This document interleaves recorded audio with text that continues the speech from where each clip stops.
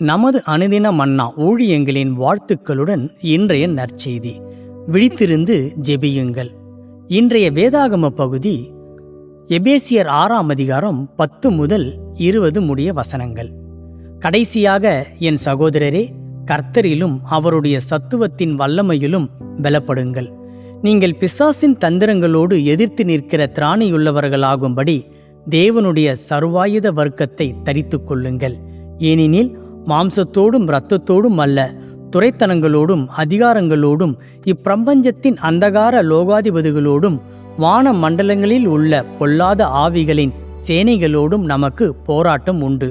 ஆகையால் தீங்கு நாளிலே அவைகளை நீங்கள் எதிர்க்கவும் சகலத்தையும் செய்து முடித்தவர்களாய் நிற்கவும் திராணியுள்ளவர்களாகும்படிக்கு தேவனுடைய சர்வாயுத வர்க்கத்தை தரித்துக் கொள்ளுங்கள்.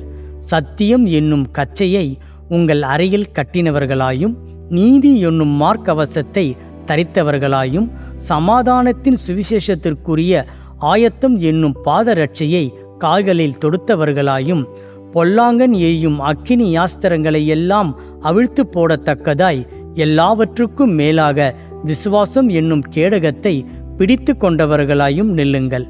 இரட்சணியம் என்னும் தலை சீராவையும் தேவ வசனமாகிய ஆவியின் பட்டயத்தையும் எடுத்துக்கொள்ளுங்கள். எந்த சமயத்திலும் சகலவிதமான வேண்டுதலோடும் விண்ணப்பத்தோடும் ஆவியினாலே ஜெபம் பண்ணி, அதன் பொருட்டு மிகுந்த மன உறுதியோடும் சகல பரிசுத்தவான்களுக்காகவும் பண்ணும் வேண்டுதலோடும் விழித்து கொண்டு இருங்கள். சுவிசேஷத்திற்காக சங்கிலியால் கட்டப்பட்டு இருக்கிற ஸ்தானாபதியாகிய நான் அதை பற்றியே பேச வேண்டியபடி தைரியமாய் பேசத்தக்கதாக, நான் தைரியமாய் என் வாயை திறந்து சுவிசேஷத்தின் இரகசியத்தை அறிவிக்கிறதற்கு வாக்கு எனக்கு கொடுக்கப்படும்படிக்கு எனக்காகவும் விண்ணப்பம் பண்ணுங்கள். குறிப்பு வசனம்: எந்த சமயத்திலும் சகல விதமான வேண்டுதலோடும் விண்ணப்பத்தோடும் ஆவியினாலே ஜெபம் பண்ணி சகல பரிசுத்தவான்களுக்காகவும் பண்ணும் வேண்டுதலோடும் விழித்து கொண்டு இருங்கள். எபேசியர் 6:18. ஆவிக்குரிய போராட்டங்களில் ஈடுபடும் பொழுது கிறிஸ்தவ விசுவாசிகள் ஜபத்திற்கு அதிக முக்கியத்துவம் கொடுக்க வேண்டும். அதை ஞானமற்ற முறையில் செய்தால் எவ்வளவு ஆபத்தானது என்பதை புளோரிடாவை சேர்ந்த பெண்மணி ஒருவர் கண்டுபிடித்தார். அவர் ஜெபிக்கும் பொழுது கண்களை மூடுவது வழக்கம். அவ்வாறு ஒரு நாள் தன்னுடைய காரை ஓட்டிக்கொண்டு செல்கையில் ஜெபிக்க தன் கண்ணை மூட முற்பட்டு ஒரு நிறுத்தத்தில் நிற்க தவறி வேறு பாதை வழியாக குறுக்கிட்டு போய் ஒரு வீட்டு உரிமையாளரின் முற்றத்தில் தன் காரை நிறுத்தினார். அதிலிருந்து தன்னுடைய காரை பின்வாங்க எடுக்க முயன்று தோற்றுப்போனார்.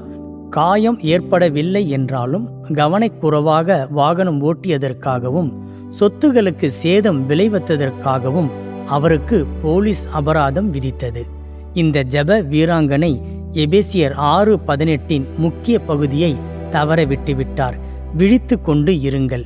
எபேசியர் 6 இடம்பெற்றுள்ள சர்வாயுத வர்க்கத்தின் பகுதிகளாக அப்போஸ்தலர் பவுல் 2 இறுதி காரியங்களை உள்ளடக்குகிறார்.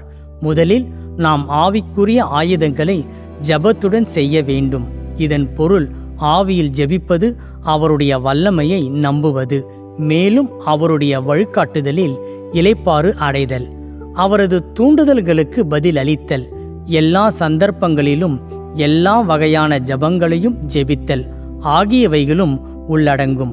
இரண்டாவதாக, விழித்து கொண்டு இருங்கள் என்று பவுல் நம்மை உற்சாகப்படுத்துகிறார். இயேசுவின் வருகைக்கு ஆயத்தமாவதற்கும் சோதனையை ஜெயிப்பதற்கும் மற்ற விசுவாசிகளுக்காக பரிந்து பேசுவதற்கும் ஆவிக்குரிய விழிப்புணர்வு நமக்கு உதவும். நாம் தினமும் ஆவிக்குரிய யுத்தங்களில் ஈடுபடும் பொழுது தீய சக்திகளை எதிர்த்து போரிட்டு கிறிஸ்துவின் வெளிச்சத்தால் இருளை விரட்டி விழித்திருந்து ஜெபிக்கும் அணுகுமுறையுடன் நம் வாழ்வில் ஜெயம் பெறுவோம்.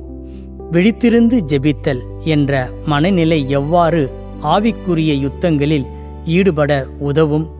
நீங்கள் ஆவிக்குரிய ரீதியில் விழிப்புடன் இருப்பதின் அர்த்தம் என்ன? அன்பான தேவனே, எனக்காகவும் மற்றவர்களுக்காகவும் விழித்திருந்து ஜெபிக்க எனக்கு உதவி செய்யும்.